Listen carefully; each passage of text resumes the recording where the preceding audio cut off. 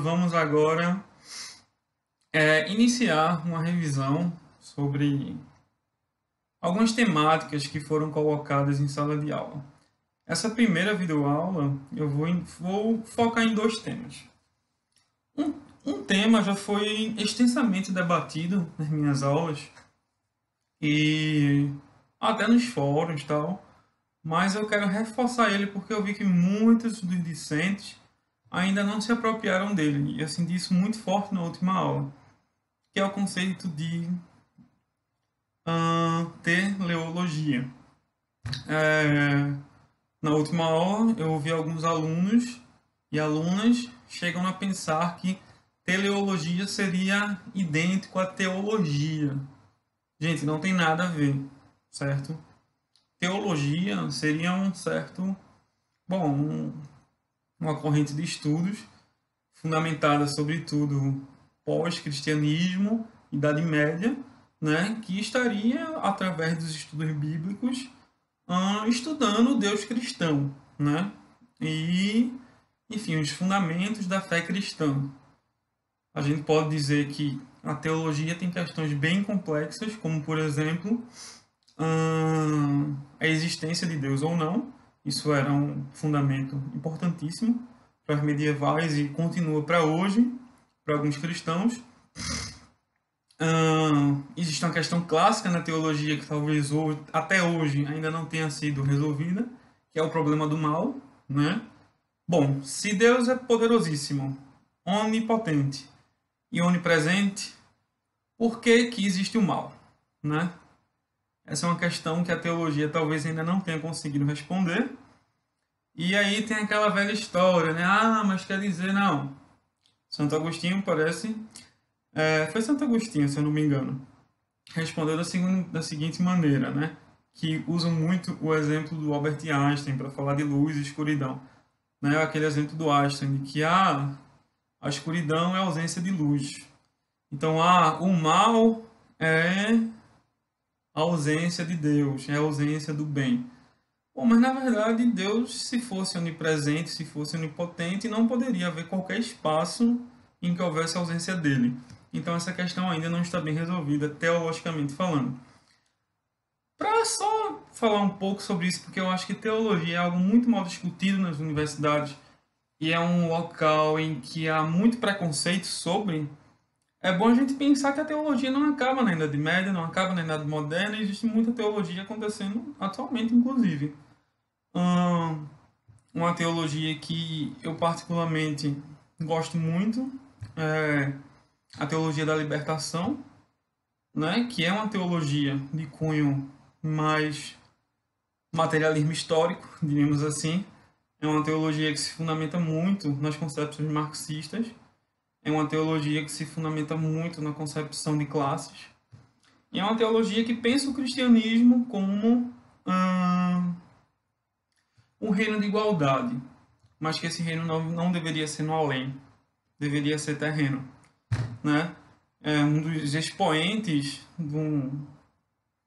dos defensores aqui no Brasil, não necessariamente da teologia da libertação em si, mas dos simpatizantes a isso, seria o famoso teólogo Leonardo Boff, né? Que, enfim, é famosíssimo, chegou a ser excomungado, né, pela Igreja Católica.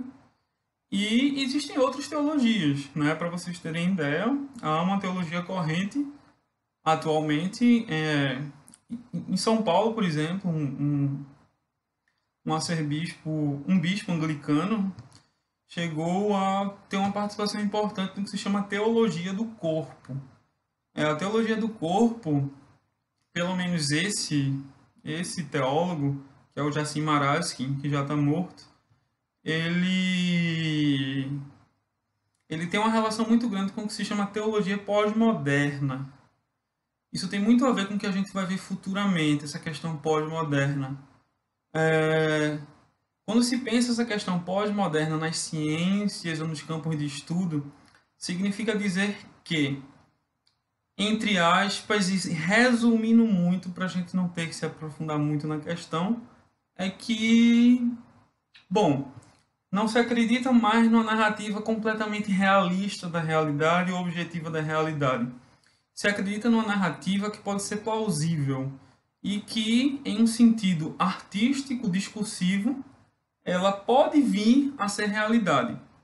Mas realidade ou não, independente, há alguma lógica que impele ela a existir. Nesse sentido, a teologia pós-moderna, ela se fundamenta artisticamente. Ela diz o seguinte: não importa se Deus exista ou não existe, a mensagem cristã, ela é um exemplo social para o mundo e ela é um exemplo de humanidade para o mundo, no sentido que ela prega a igualdade entre as nações, os povos e etc., a bondade, a solidariedade, etc., né? E a teologia do corpo é uma teologia que vem quebrar muitos desses paradigmas que foi colocado, né, no cristianismo contra a sexualidade, né, contra o próprio corpo feminino, etc. e tal. O Jassim Maharaj, que tem textos incríveis, fundamentados inclusive em Nietzsche, que foi um dos grandes ateus da história, um dos maiores pensadores ateístas e anticristãos da história.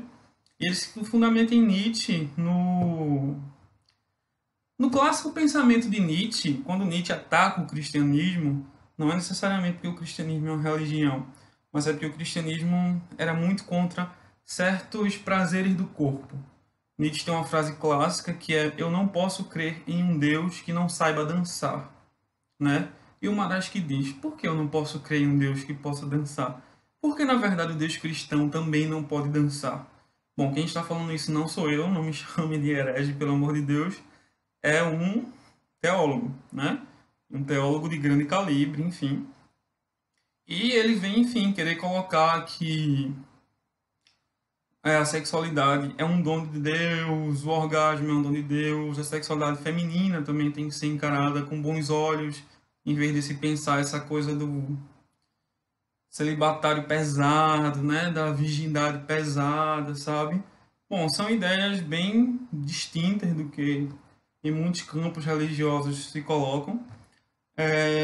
Não vou aqui, enfim, colocar que correntes são, enfim, mais corretas ou menos corretas, porque isso está muito próximo à questão de fé de cada um. Mas eu estou dizendo, como acadêmico, que esses estudos existem, sabe? E que não é legal a gente, como historiador, pensar que a teologia parou em Santo Agostinho e em São Tomás de Aquino. Beleza? Então pronto. Teologia seria o estudo de Deus, da prática cristã, dessas questões existenciais do cristianismo, certo? E as coisas colocadas neste âmbito, sempre ao divino. Theo, Deus, fica aí. Teleologia é outra história, não tem nada a ver com isso. Teleologia está ligado ao estudo do sentido da história. E quando eu falo sentido da história, eu não estou falando o sentido da disciplina história.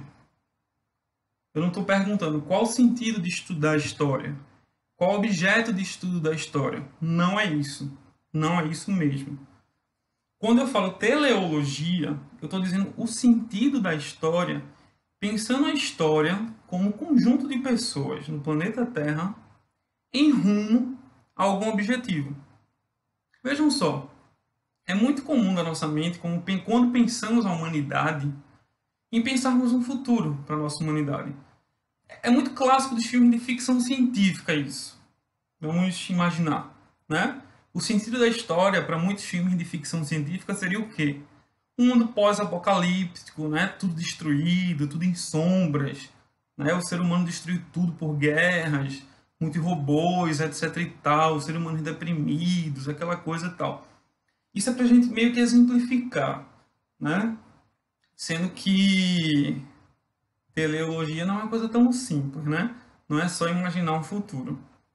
Isso foi só para vocês tentarem compreender qual é esse sentido da história que eu estou querendo dizer. Não é o sentido de estudar a disciplina história, mas pensar a história como o sentido da marcha humana no planeta Terra, o sentido do caminho humano no planeta Terra. Qual o futuro da humanidade no planeta Terra? Esse é o grande sentido e o grande objetivo da teleologia, né, que seria o estudo do sentido da história. Bom, a teleologia ela está completamente fundida e ela parece, né, com os grandes sistemas de filosofia da história. Vamos colocar a teologia aqui aqui em stand-by e vamos pensar em filosofia da história. Muitos colocam que, enfim, a história como corrente de pensamento começou lá com Heródoto na Grécia e foi um pouco desenvolvida com os gregos, etc e tal. Beleza, sim, isso ocorreu, tal. Sabemos que Heródoto é considerado o pai da história, massa. Contudo, Heródoto, até onde se sabe, pelo menos até onde eu sei, e não vi nenhum. É porque, gente, hoje em dia a gente tem que ser assim, né? Até onde a gente sabe, porque pode ser que a cada dia, enfim, lancem um artigo científico novo descobrindo coisas que a gente não sabia. A gente sabe que ciência é isso, tem muita gente pesquisando e a todo dia tem coisa nova sendo descoberta. Mas com muita segurança podemos dizer que é assim. Heródoto não chegou a sistematizar uma filosofia da história. Ele não chegou a criar uma filosofia da história no sentido de perceber que a história teria um sentido, teria uma marcha humana, teria certas repetições que levariam a algum local. O primeiro grande pensador a fazer isso teria sido Santo Agostinho, que por coincidência também era teólogo, ou seja, talvez até por isso que haja uma certa... Pronto, aí a pessoa não sabe o que é teologia, nem teologia, teleologia, e vai ler um texto sobre Santo Agostinho aí endoida. Porque lê teleologia e teologia em um mesmo texto. Aí acaba pensando que é a mesma coisa, mas não é, né? Santo Agostinho era teólogo e também pensou a história em um sentido teleológico. Vamos agora pensar o que é teleologia em um sentido agostiniano. Santo Agostinho pensou que a existência humana seria, antes de tudo, um projeto de Deus, certo? E a marcha humana na Terra estaria destinada à cidade de Deus, que ele colocaria como paraíso, certo? Eu não vou me aprofundar em Santo Agostinho porque não é o nosso sentido aqui, sabe? Eu só quero que vocês compreendam isso para perceber esse sentido que Agostinho dá à história, sabe? É um sentido religioso, é um sentido teológico, ou seja, teleologia e teologia, teleologia e teologia, apesar de não terem nada a ver uma coisa com a outra, elas podem, vez ou outra, se mesclarem, como foi o caso de Agostinho, certo? Apesar disso, como eu estava dizendo, Agostinho pensou esse caminho junto, né? O sentido da história estaria pautado junto com a existência dos homens e mulheres num sentido divino, rumo à cidade de Deus e ao paraíso. Então a gente pode dizer que isso seria uma filosofia da história. Por quê? Porque a história, como filosofia da história, estaria operando para criar um sentido para a humanidade. É como se a história naquele tempo, com Agostinho, ela tivesse a utilidade de prever o futuro da humanidade. É como se a historiografia, por si só, ela fosse capaz de profetizar o futuro. Isso é o que as filosofias da história prezavam, certo? Profetizar o futuro. E isso é metafísica. Entendem?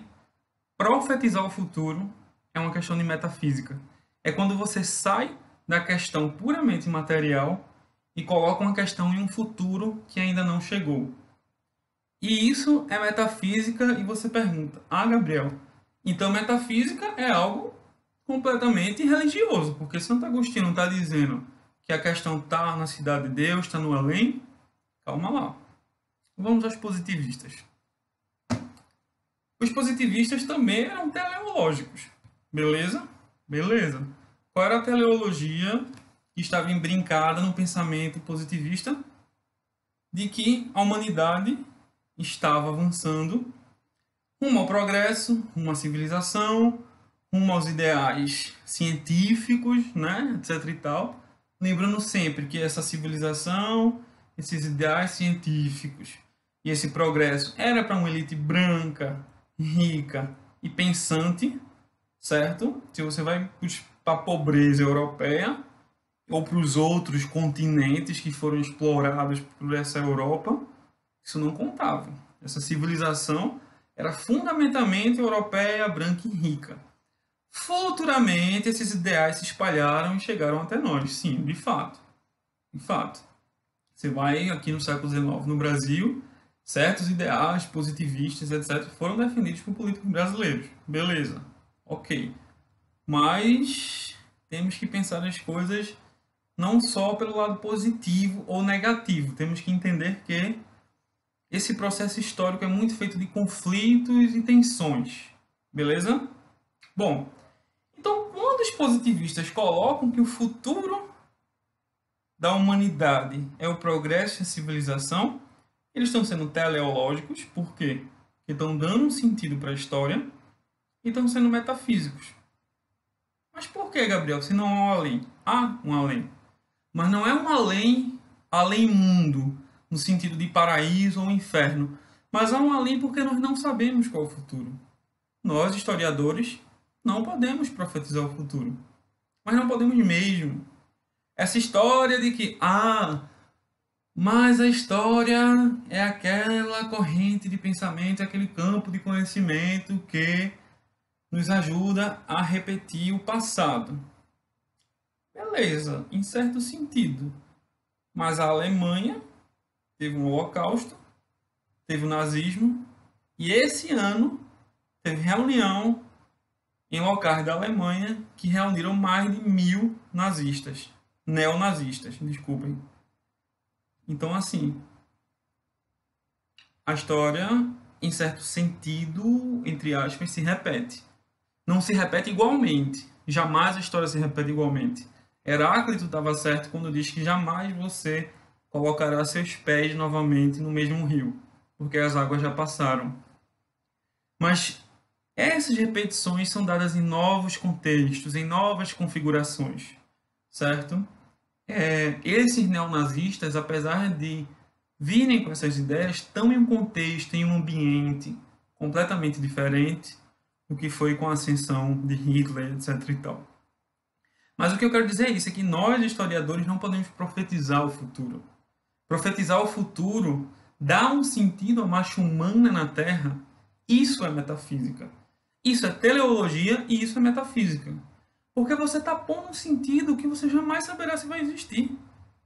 Você está colocando uma filosofia da história. Você está colocando. Esse é o grande problema que a gente chama de filosofia da história. Hoje em dia, os modelos de filosofia da história estão fadados ao fracasso. Não se acredita mais em filosofia da história. É importante a gente estudar isso, porque faz parte da nossa disciplina, faz parte da história do nosso saber. Mas as filosofias da história, elas não têm mais de grande embasamento. Por quê? Porque as filosofias da história sempre têm teleologia, elas sempre carregam um sentido que norteiam todo o pensamento que sustentam elas, e esse sentido é sempre metafísico. Por quê? Porque ela está em um futuro. E esse futuro é sempre inalcançável. Ele é além do físico, do presente, do nosso momento terreno. Ele está no inalcançável, no além. E é algo que nunca poderemos saber se irá existir ou não. Nesse sentido, ele é metafísico. Entendem agora que metafísica não necessariamente é algo que é o além em um sentido religioso, mas pode ser o além em um sentido temporal, ou seja, de tempo. Bom, para pensar isso, vamos pensar Marx e Engels. Marx e Engels foram metafísicos, em certo sentido. Por quê? Porque quando eles dão sentido à história, sim, o marxismo é teleológico, eles colocam que o sentido da história seria o comunismo, as lutas de classes seriam o motor da história, e com os embates entre operariado e burguesia, aconteceria a ditadura do proletariado e depois, enfim, o comunismo viria a triunfar em algum momento. Marx está sendo teleológico. Sim, como não? Ele não está dando sentido à história? Ele não está dizendo que a história do mundo vai vir a ser um sistema comunista? Sim, ele está. É teleologia. Ele não está dizendo também, ele não está também profetizando um futuro para uma realidade material a qual ele não faz parte? Sim, está. Porque ele não teve acesso a esse futuro comunista. Assim como nós não estamos tendo até agora. Tivemos experiências isoladas de socialismo e comunismo, enfim, em determinadas regiões, mas o comunismo global, como foi pensado por Marx, nunca existiu. E muitos defendem que é uma utopia. Isso não quer dizer, jamais, que Marx falhou como pensador. Olhe, Marx pensou muito pouco sobre o comunismo. Marx pensou mesmo sobre o capitalismo. E é por isso que Marx incomoda tanta gente. Mas incomoda tanta gente mesmo. Porque Marx conseguiu pensar sobre mais-valia, sobre relações de produção, sobre banqueiros, sobre concepções do que é fetiche em relação ao comércio, sobre a importância da história. Eu vou fazer, então, logo mais, um vídeo sobre Marx, Engels, marxismo e a importância dessas maravilhosas concepções de ideias para a historiografia, porque de fato foi uma mudança radical na maneira de pensar as humanidades como linhas de conhecimento ou ciências e trazer para o plano material e físico, sabe? Apesar de Marx ser metafísico no sentido teleológico, de pensar, vamos lá para frente, né? A humanidade lá para frente. Deixa eu achar aqui a câmera. Lá para frente. Tem um sentido comunista, ou seja, teleologia, e é um futuro comunista, ou seja, ele está profetizando metafisicamente. Ele tem um aspecto, beleza? Mas isso não quer dizer que por um elemento ou alguns do grande sistema filosófico dele ser metafísico, que toda a filosofia dele seja metafísica. Não é isso. Marx traz a filosofia para o terreno do materialismo histórico, da matéria, do físico, beleza? Então, tenham cuidado que as coisas são muito mais complexas do que parecem. Então a gente não pode dizer, então Marx foi metafísico, ele não foi materialista. Não, ele foi os dois. Estamos falando de grandes pensadores, de obras densas, densíssimas, que até hoje são estudadas, sabe? É bem possível que se Marx estivesse hoje em dia estudando a obra dele, ele mesmo teria dúvidas sobre a obra dele, né? Estamos falando de obras que mudaram o pensamento da humanidade na época e depois delas. É impossível você hoje ler, enfim, seja qual for a área das humanidades que você esteja estudando, você não fazer alguma referência a Marx. Eu não estou falando referência no sentido de referência bibliográfica, não. Mas o seu modo de pensar, o nosso modo. Se você fala capitalismo, se você fala fetiche, se você fala ideologia, isso são conceitos marxistas. Sabe? É impossível você não pensar de algum modo como Marx nos ensinou a pensar. Mesmo que você pense contrariamente a Marx, você de algum modo está fazendo referência a ele. A história da ciência e da filosofia é dividida de Marx para cá, assim como é dividida de Freud para cá, assim como para os físicos é dividida de Einstein para cá. Assim como é impossível você, enfim, não pensar que Sócrates mudou completamente o pensamento social da humanidade. Antes de Sócrates, tivemos poucos pensadores gregos que pensaram tanto a sociedade. Quem veio pensar política e sociedade foi Sócrates, Platão e Aristóteles, né? Por isso são tão importantes para a gente. Enfim, esse retorno à Grécia foi só um exemplo para a gente ter ideia do quão complexo esse pessoal é, gente. Não adianta vocês pensarem que eu vou ler um texto sobre Marx e vou entender Marx. Pelo amor de Deus, os grandes marxistas ainda não entenderam completamente Marx. As pessoas que fazem doutorado em Marx passam 15, 20, 30 anos dentro da universidade e morrem sem compreender completamente Marx. E assim, existem marxistas que, enfim, têm ideias sobre ele, outros que discordam, blá blá blá, sabe? E o conhecimento é isso. E é isso que é bonito. A gente não pode ver isso como algo ruim. A gente não pode ver o questionamento como algo ruim. O questionamento é o que nos faz vivos. A filosofia é clara nisso. A reflexão é o que nos dá vida, que nos dá prazer, que nos dá libido, no sentido freudiano. Não é? Não é simplesmente uma questão morta. Uma questão respondida é uma questão morta. Né? E qual é a graça de uma questão morta? Nós, como professores, temos que pensar isso, ou futuros professores. Temos que sempre indagar, porque a realidade não está dada. e nunca vai estar dada. Nós construímos a realidade, certo? Bom, é isso. Eu espero que teleologia e metafísica estejam... Não, esse símbolo eu não gosto. Esse eu vou evitar. Teleologia e metafísica, esse é legal. Teleologia e metafísica estejam mais claras na mente de vocês e ou ainda hoje mais tarde ou amanhã pela manhã eu vou fazer um vídeo especificamente sobre Marx, certo? E a história social, porque são questões fundamentais.